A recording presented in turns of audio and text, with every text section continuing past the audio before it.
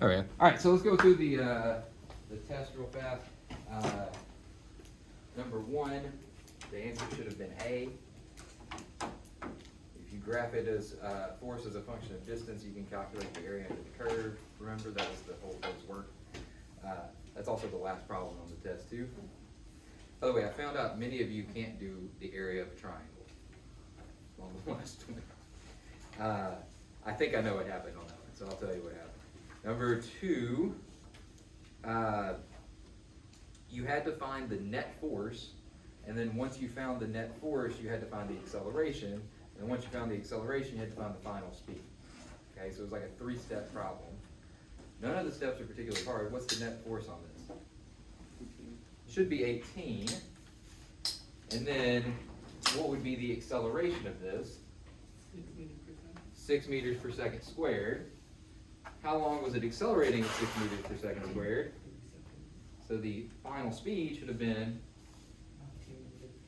18 meters per second. So it should have been 18 meters per second, right? Again, a lot of you stopped too soon. You just found the net force, or you found the acceleration. You didn't go all the way to find the speed. Okay, so then we had number three. Three forces act on an object if the object is in translational equilibrium. Which of the following must be true? It's only one. The vector sum just has to be equal. So remember, that's like you could have this plus this plus this equals 0. None of those have to have the same magnitude. They just have to have the vector sum equal to 0. The diagram represents the forces exerted on an object. The key thing to note is that the force is backwards. It's got a net 3 Newton force backwards.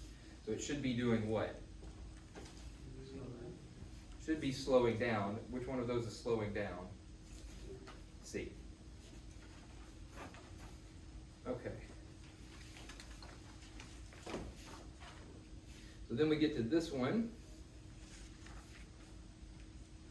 On this one, you had to find the net force acting on the object. Okay? And to do that, you had to find the mass. So if you have a block that weighs 400 newtons, what is its mass? 40 kilograms. So the mass was 40. The acceleration was what? I can't remember. 0.8. So the net force needs to be 32 newtons, right? 40 times 0.8. Okay? But that's not the answer. Basically, you have a friction force of 150 this way, so what would you need the force this way to be? 182. 182. And that would be the answer. Did I hear something? Did you say so? I can't see with the with the mask, so I just heard a sound come from somewhere, and I can't. That's happening a lot lately. I don't know why. All right. So I just hear a random sound come from somewhere in the room. All right, number 6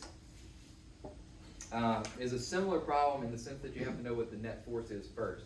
So we know it's a 7 kilogram object, so the net force on it would be 4.9 meters per second squared north. Oh, I'm sorry. 4.9 newtons north, right? Because it's got an acceleration of 0.7 and a mass of 7. 7 times 0.7 gives you a net force of 4.9. Everybody okay with that? Okay. So then we have a, was it 16 up? 16 up, 20 this way.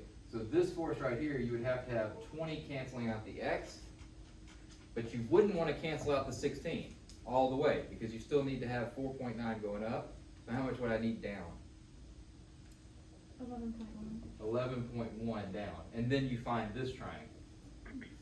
Okay, so I think it's 22.8. Is that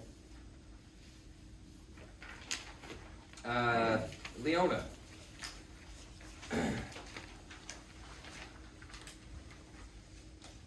Caden, I want to give you props for at least trying. There was a lot of work there. Did I miss the answer anywhere? No, Okay, no I wanted to double check with you. He gave it the college try. He gave it a good effort. If it makes you feel any better, Caden, there was a number of tests I had in college that looked exactly like that, where I basically just wrote down every formula I could possibly think of and just tried to go through all of them. All right. Okay, so basically, you know that the mass of your situation is 80 kilograms. We're trying to figure out what force you would need to apply right before it came off the ground, which means that this force would need to be the same as gravity, which would be 800 newtons, right? And then this is 30 degrees, or was it 30 or 20? Did I tell you I'd go with 20 or 30? 20. 20. Okay, so 20. If you did 30, I didn't count off. I could see it. All right, so there's a couple of things you could do here. I noticed some of you did tangent. That's great. But this is the opposite side, so I went ahead and found this guy first. So I did 800 divided by sine 20 is equal to some number, 2,000 something.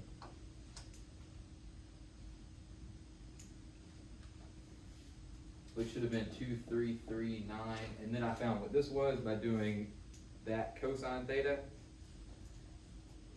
So 2339 cosine 20 should have been 200 or 2200. I'm rounding, but this was this 2339 cosine 20 would have been this. 800 divided by sine 20 would have been this. So now we know the force that's being applied in the x direction. So then you just divide it by 80 to get the acceleration. And it should have been 27.5, I believe. Is that what y'all got? I can't remember. Let's see. What did I get? I think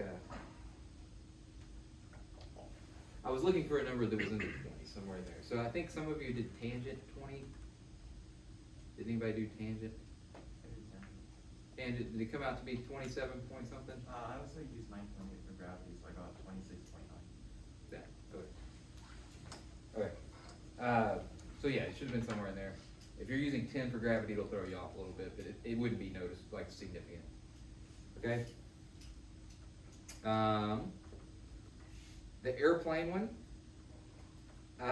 So a lot of you, maybe, hang on one second. No, that's not right. Okay, so a lot of you forgot to convert kilometers to meters. So it was 67,000 meters. So it didn't take 1.34 seconds to go that far. It took 1,340 seconds. I just took off 1 point though, because I was like, well, I mean, they just didn't see it. So you had to do 100 sine 30 to get the speed in the y direction, because they want to know how long it takes to go north. That would have been 50 meters per second. And then you're just doing v equals d over t for that distance. So 67,000 meters. All right, number 9. This was the one I warned you about. I told you this was going to be on here. You got a ramp. You got a block with a mass m. Angle is 30. Yeah, that's the good angle. All right, and then you got it hanging over the edge with an 8 kilogram mass here. F net equals ma. 80 newtons is pulling it this way.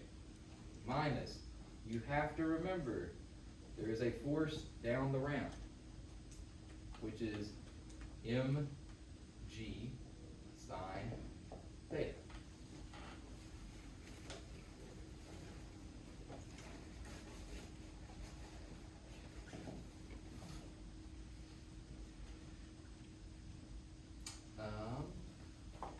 Equals ma, and then, this m has to be what? It has to be m plus 8.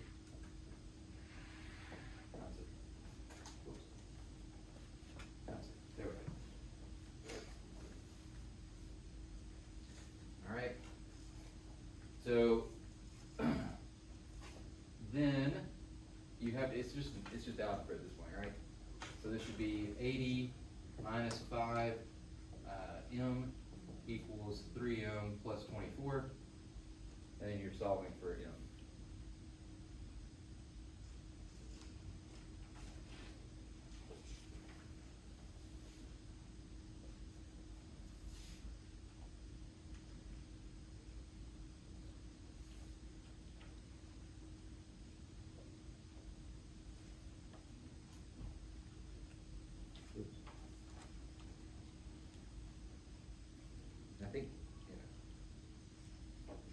if I get that one right, I can't remember.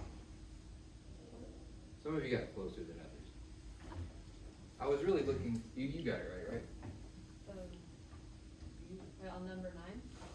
Yeah, never mind. Don't. Did I count it wrong? You said -4. Oh, -4, okay. So, yeah, so that was the one. I missed one.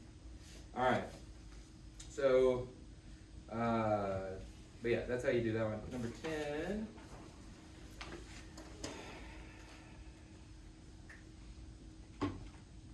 The key thing on the first part was to make sure that all the forces were the same. Didn't really matter what they were, they just all had to be like the normal force had to cancel out the force of gravity, the friction force had to cancel out the applied force. Because it was a constant speed, right? What does a constant speed mean? The forces cancel each other out. There you go. That's all I was looking for. Number 2, y'all just got really bamboozled on this one. And a lot of you were like 3/4 of the way there, and then you stopped. All you had to do here was F net equals ma. Normal force minus force of gravity equals ma. Acceleration is 0. Normal force minus force of gravity equals 0. Normal force equals force of gravity. That's all I was looking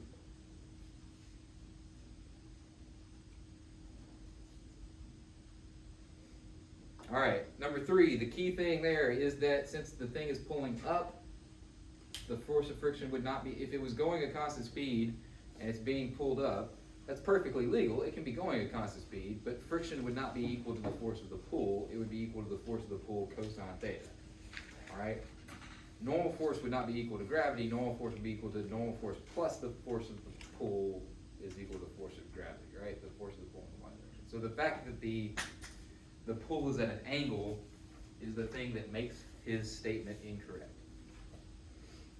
It could still be going at a constant velocity. There was several of you that tried to argue it couldn't go at a constant velocity. It's perfectly capable of going at a constant velocity. It's just that the force of friction would not be equal to the force of the pull.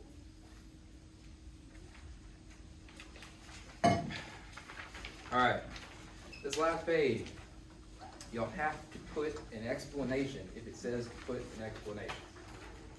Okay, that's critical. If it says explain, you have to explain. Okay, first thing, calculate the distance in terms of m, v naught, g, and mu k. So, the only force acting on is friction, so friction equals mass times acceleration. Alright? Mu times the normal force is equal to mass times acceleration. What is normal force if it's sitting on a flat surface? 0. mg. Normal force is mg. mg equals ma. Looky what happens to the m's. And so you get mu g equals a. Alright, that gets us part of the way.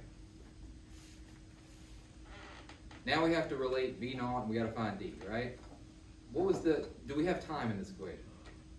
So what was the formula I told you to use with kinematics if you didn't have time? V squared equals V naught squared plus A. V squared equals v naught squared plus 2ad. Well, 2ax, but in this case we're looking for d, so I'm gonna put d in there, right? So, I guess it would be capital D. Is that capitalized to d? Yeah. Okay, so what's v squared if it's coming to a stop? 0. So you end up with v naught squared divided by 2a equals d, but a is equal to mu g. So then this becomes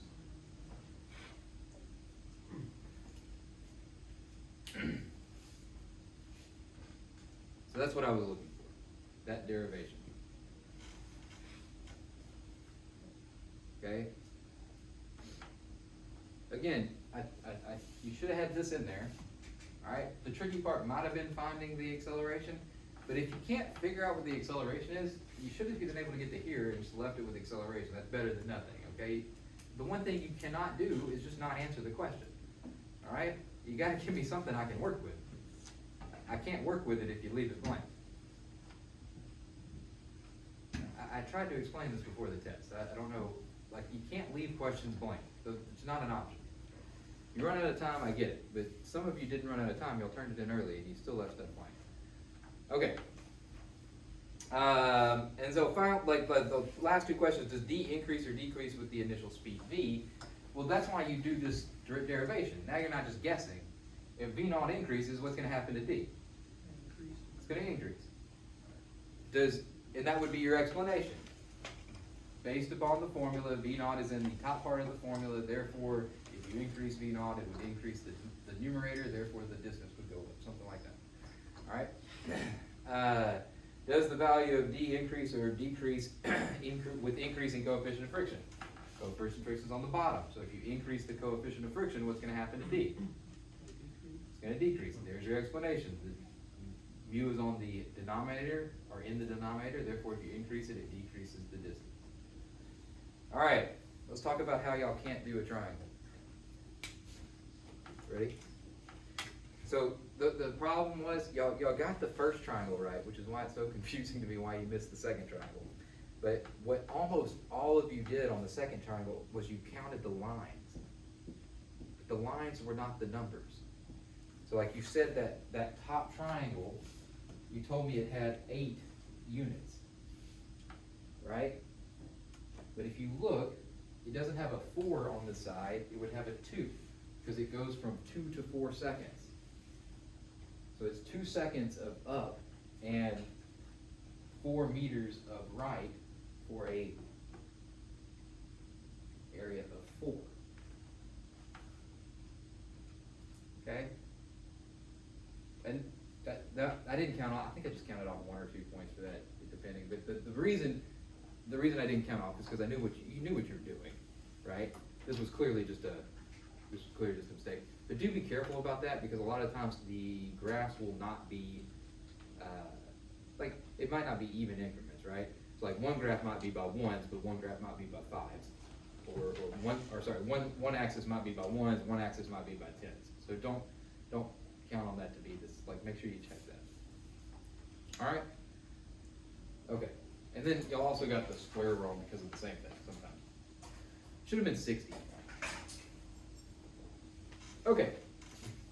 Anybody got any questions, concerns, thoughts? There should be some concerns. But any thoughts?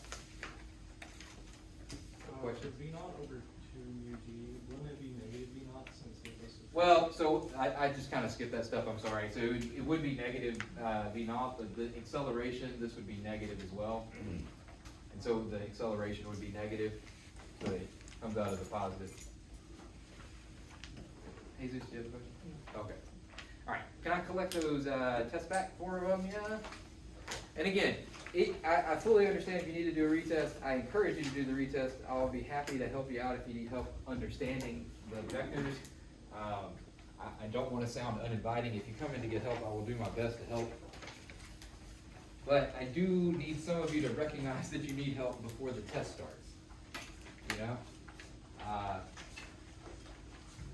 It's a little bit inconvenient to have somebody need help 5 minutes before the test begins. All right. Okay. So, I'm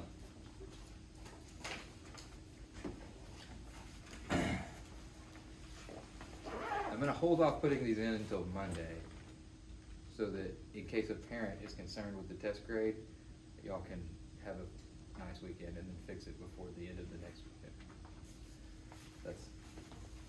That's my gift to you. I feel like I deserve to thank you. All right. So, anyway, what were we doing today? Oh, work on buffer. So go ahead and pull out your stuff. I have some example problems that I'd like to kind of go through with you. So I'm going to write down our major formulas, and then what I'd like to do is to kind of go through these example problems. I was a dummy and forgot my iPad at the house, which is why I've been using the board. But that's okay, I can still do the problem with you. So one of the things that I think is a little tricky with this unit is that the example problems are,